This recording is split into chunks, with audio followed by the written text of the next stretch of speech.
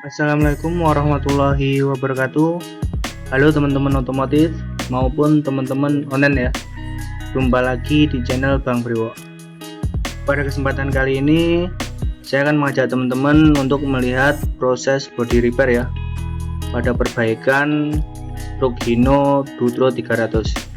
Untuk pengerjaannya sendiri pada bagian kedok depan ya, kondisi kerusakannya itu lumayan seperti ini ya kondisinya.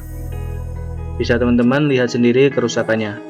Ini setelah kita lakukan tahap pengotokan. Setelah ini kita lakukan pendempulan, pengecatan, serta finishing akhir. Oke, kita akan buat truk yang rusak ini kembali seperti baru lagi ya teman-teman. Bagaimana proses pengerjaannya? Mari simak video ini sampai selesai ya, agar teman-teman bisa mengetahui bagaimana proses pengerjaannya. Dan jangan lupa like, komen, dan subscribe ya, serta share apabila video ini bisa bermanfaat dan membantu teman-teman. Oke, langsung saja kita kerjakan ya.